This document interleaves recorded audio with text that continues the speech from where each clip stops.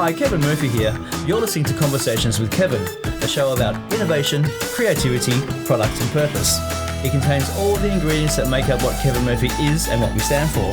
So I'm Kevin Murphy and this is Conversations with Kevin. Welcome to Conversations with Kevin. I'm Nathan Gorman and today I have a very special guest, Peter McDonald. For those of you who don't know Peter or don't know who he is, he's actually our CEO. But one thing I know about you, Pete, is you hold STYLIST, the salon, and all of that at the heart of everything you do. So say hi to the audience. Hello, hairdressers. Great to be speaking to one of the great hairdressers of our industry, Nathan Gorman. Happy to be here. Thank you. Now, Yes. Buckle your seatbelts. We're in for a ride. So today we're here to speak about tournament. And for our listeners, I just want to cut it into a paragraph. It's an 8-week retail sales competition for salons, for stylists. It's global. It's designed to help salons and stylists actually prosper at holiday time or Christmas, as we say here. Yes. There are, of course, many prizes, and we all know that sales competitions are a really great way to boost morale and to motivate team members and to increase sales. But, you know, stylists do thrive in that really fast-paced environment. And I think it's here that these kind of things come into play. It's great to stretch limits and the team's limits as well. But Peter, why should salon owners encourage the team to join? Not just salon owners encourage their staff to join.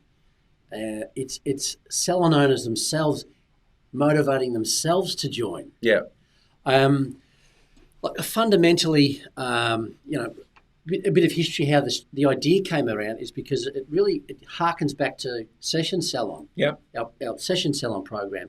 And Session Salon, we're doing hair, we're doing styling and cutting and so on. But the main message around Session Salon is to say that communication, the conversation that happens between a stylist and their client is actually is as important, potentially even more important than the skills of cutting and colouring. Yeah. And why I say that is because I found out from Session Salon and speaking with Kevin and stylists is that the most successful stylists are the ones that have a natural harmony and a communication with their clients. And so they're the most successful.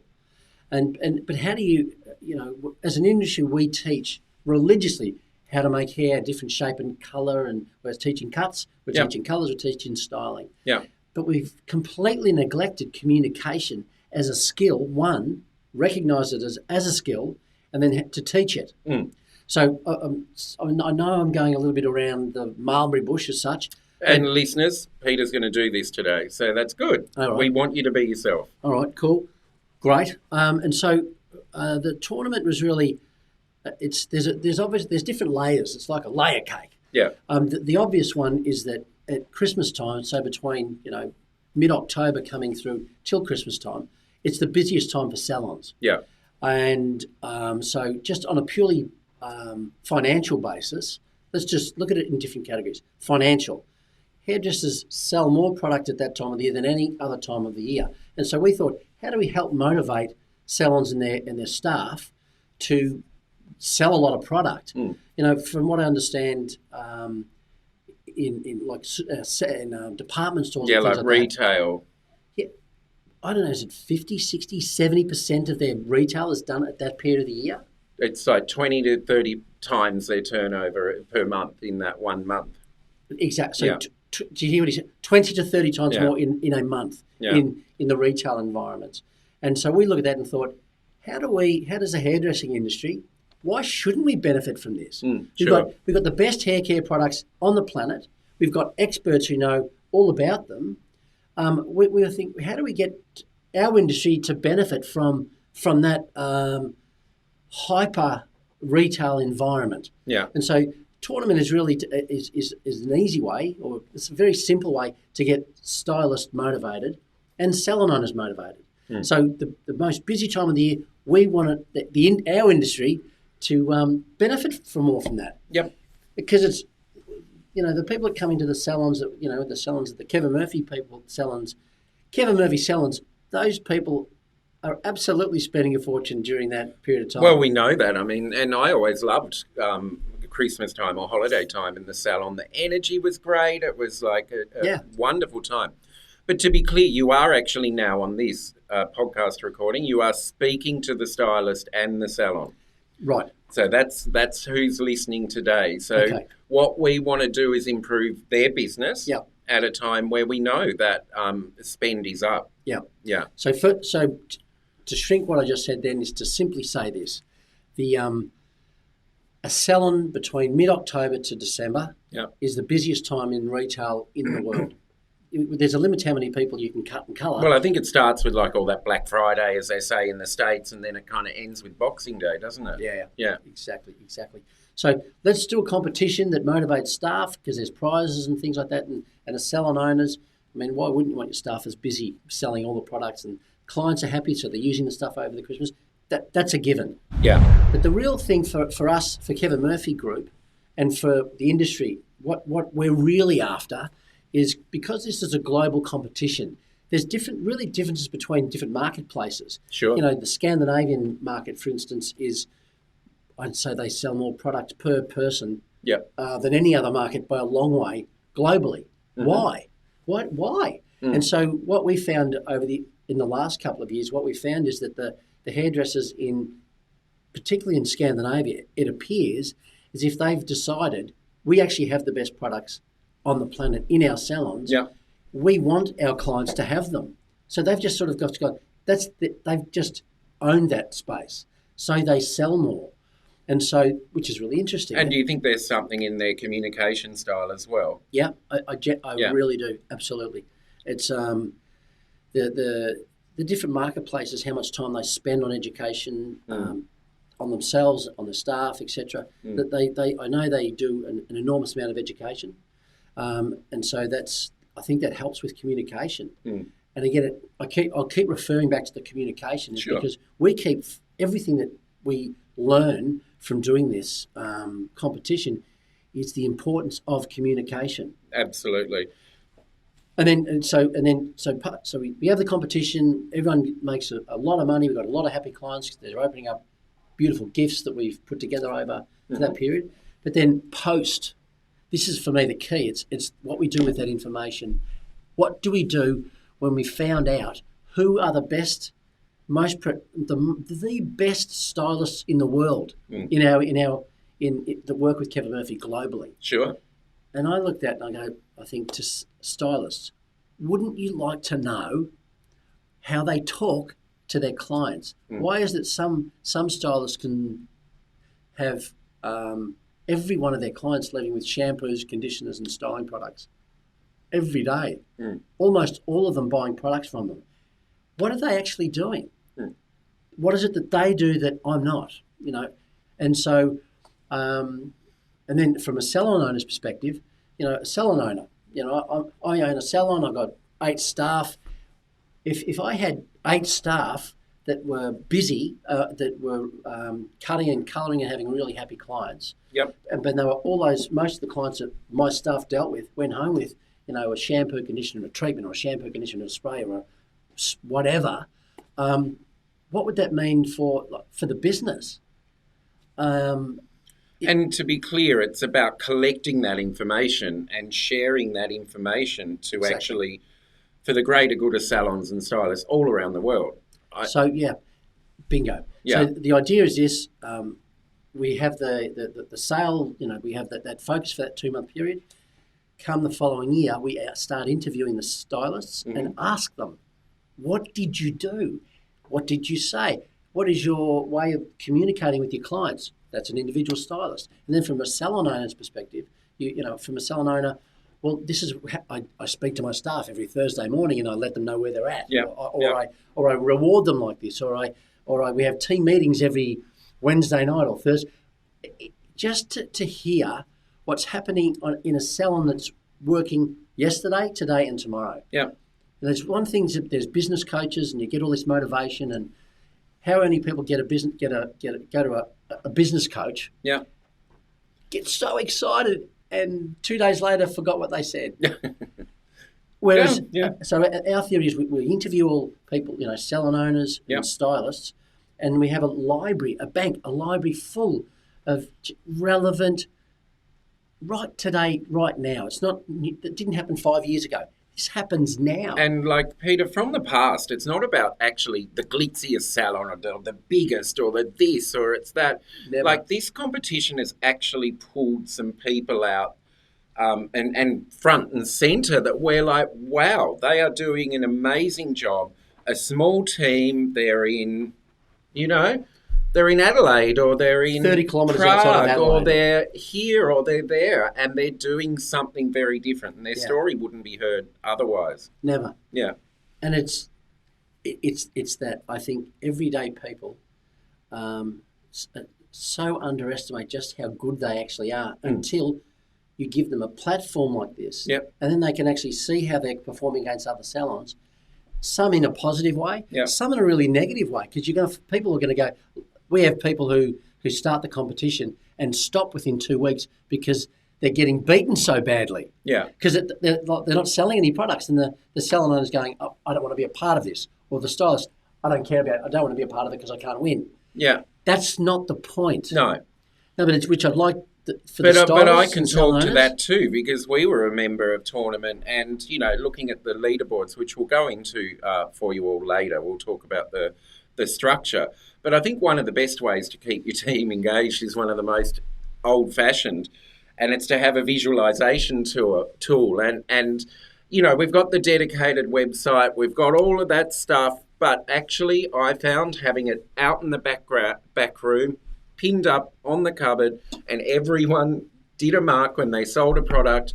They'd all navigate out there. They're in the lunchroom. They're having a snack. They're busy. They're like, oh, hang on, this person has more than me. And it really did create that competition, and just that kind of mark of a pen, I think, meant a lot for us and our team. Really? Yeah. I'm happy to hear it. Yeah. Actually, you had a good point. The tournament is an ongoing learning process, I hope, for everybody. To finish off what I was going to say before, for salons that get disheartened because they're doing poorly in it, the advice I would give you, it's not about winning the competition. It's about learning from people. Yes. We all have ears, eyes, nose and mouth, hands, and we all do hair. But so why is it some salons are doing so incredibly well and some are not? And our hope is that the people who aren't doing well go, I'd really like to know what the people who are doing well are doing. Sure. And so by pursuing it right to the end, good, bad or indifferent, no matter where you are, at the end of it, when you've got live people who are doing so well, we just feel it's a great opportunity for salons to learn and then go, why don't I do that? And what does that mean to my business? Sure. Sit down with your salesperson and go through, what would that mean to my salon if all of my staff, every client that left with a shampoo, conditioner and a styling product or a hair, whatever it is, what would that mean to my business? The other thing that I really like is that when we talk about the alpha in a normal salon is say 5 people in a salon. There's usually one. Oh, we can all picture that person. We know who they are. Yeah. Yeah. And that one is booked as soon as they walk in the front door. They're booked, and they have to get out of the salon before someone comes in and wants them to do their hair again. Yep. And I was told they're not necessarily the best cutters. They're not necessarily the best colorists. They're okay with styling, but what they are is the best communicators. Yep. They rebook everybody. They sell all the retail, and they have the most successful careers in our industry. I would further that, and I've been with you for a very long time, and I know that that's actually what you say, and I agree 100%.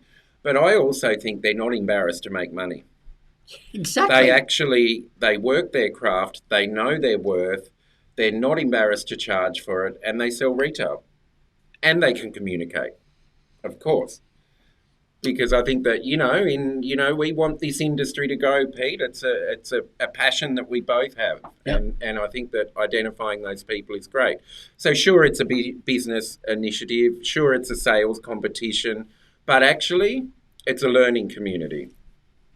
At the end of the day, having access to the business practices and the communication skills of individual stylists the world over that you can learn from. Yeah. I hope every hairdressing salon, every salon owner and stylist looks at this for what it really is, and it is a chance to learn from your peers, not from someone who's quit and giving you a business chat, but your peers. What are they doing that's working? Yep. And what would that mean for my business? Because it's, as we said before, we would like, when you're confident of your cutting skills and your styling and your colouring skills, you're confident of those things. Yeah. And if you're confident of the, of the things that you're using on that client, you're using them because you like them. That's right. And everyone who comes and pays good money to come and sit with you, usually they want what you want because they're like, and they're usually very proud of their stylist. They'll talk to their friends about their stylist. Sure. And so if there's a real, the funny thing about this is that the public, when given the information, what you've used and why, and then how to use it, are usually so keen to have it because it's absolutely. I mean, that's the point. I mean, it's not about like that stylist. They're a great communicator. One of the things that they communicate really well is why you need that product. Yeah. And if someone tells me these reasons why I need something, if I go and have a facial, then of course I'm going to take it. Bingo. I mean, we know that. We know that. You go have a facial, they turn that ugly light on, look at your skin and tell you everything that's wrong with it and how they're going to fix it. Exactly. And that's the skincare industry is boomed. And they're really good at it. Because they actually took their what their craft was and completely professionalised it. So you go into a skincare place, you're leaving with a bag of stuff. Yeah. And you can't wait to buy it and take it away with you. Yeah.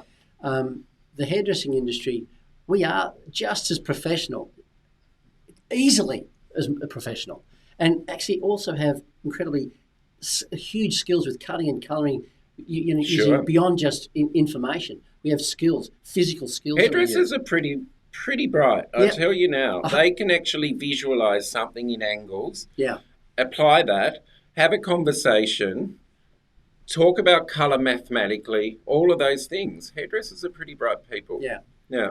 And so what we're saying with the tournament is that, and what we found in the tournament is the most successful people in this, it's not that they're salespeople, they have the most delightful relationships because they literally tell, to do that, you're going to need this. And this is how you do it. You got grey hair, which is, it's winter, it's dry as hell. So if you want, do you like that dry hair? No, okay, so this is why we're using this. So take this with you. And then it's like, really? Yes, that's what you should have. Oh, yeah. Put it in my bag, And that they remember you every time they are at home using that product. They're like, my hairdresser loves me. I know what I'm doing. My hair feels great. I'm going back there. I am loyal to this person. And these are the things that, as an industry... They actually care about me as well. Yes, which is the point. That's right. Okay, so we have a few prizes. I won't bore listeners with everything but we have a Best Stylist prize, and that is about finding that best stylist that Peter's talking about. We have the Best Salon, and that's the individual salon that sells the most products within the 8-week period as well. And then we have the Best Salon Average. Peter, what does that mean, average per stylist? So, there's a salon with 3 people in it versus a salon with 23 people in it. The person with 23 people in it is going to, just because of pure weight of numbers, is going to sell more product than the 3. Sure. Which is not necessarily always the case, but, the way we overcame that was to basically divide the total by, if you've got 23 stylists, you divide the whole lot by 23. If it's 3, we divide it by 3. So you get an average and you can win that way. Yep. I would say, though, Nathan, you brought something up which I think is absolutely right, and we need to. This program will evolve. Mm-hmm. You were saying, you've a salon that there was 9 of you, for instance, and you'd want to speak to and hear from other salons in that 9, 8, 6, 7 staff to 12 staff or something. Yeah. Because you have more an affinity with those businesses. And we haven't done that this year, but we will definitely look at doing that moving forward. Right, it's a living, breathing thing. Yeah. Because it's you want to hear from people where you have there's a definite connection on a business level. Like there's peers, grouping peers. I'm by myself. I want to listen to someone who's by themselves. Yeah. I've got 2 staff. I'd like to talk to one with the 2 staff or 3 staff. Yeah. Or if I've got I've got 15 staff, I want to hear someone who's got from 12 to 20. Yeah. So we need to get into those categories and hear what those business people are. Mm-hmm. Again, because the real victory the real gold, the treasure in this program is sharing information between salon owners and stylists. And elevating salons and stylists around the world. The better the better this industry gets, and the more professional we are, the more, kids, parents will say, listen, actually the hairdressing industry is a place to actually go get a job. Absolutely. Because it's what a fun industry. Yeah. You can make great money in this industry. You've got a great lifestyle in this industry. And it's the only way for us to, I'm pretty sure the best way to make that happen is to make us realise the opportunities we have to look and be more professional. And this is definitely one of the ways to look more professional. And to not be embarrassed about making money. Yep. Not charge for your services, sell product. Yep. But by communication and meeting needs. And care. So we're on a mission to find those salons, those stylists who are doing this. We want to learn from them. We want to create that global community of those people, celebrate them, share their insights. I mean, it's almost a bit of a cult, isn't it, Peter? No. But as we kind of draw to a close, what would you say to that individual stylist? Okay. And look in that camera and talk to them. Okay. To an individual stylist, I would say this. The most successful stylists in the world, we will find them in this process, in this competition. If you get involved in the competition and you get put off because you're definitely not going to win, you're like 99.9% of the rest of people, because there's only a few winners. The opportunity, though, is to actually learn from your peers. And that is, to me, if you love what you do and you want to be really successful at it and make a wonderful living and have people that will never want to leave you, you'll get those tips and you'll understand how to do that, I believe, from what you will learn from your peers from around the globe. So stick with it. And in the months January, February and March of the following year, after you've interviewed all the winners, listen to them, learn from them. This is a wonderful industry and you'll be so much more successful when you learn from the best. Thank you, Peter McDonald. Pleasure. CEO of KEVIN.MURPHY. It's been a pleasure to have you here. Will you come back to our podcast channel? You invite me, I'm here. Okay. This has been Conversations with Kevin. I'm Nathan Gorman. Till next time.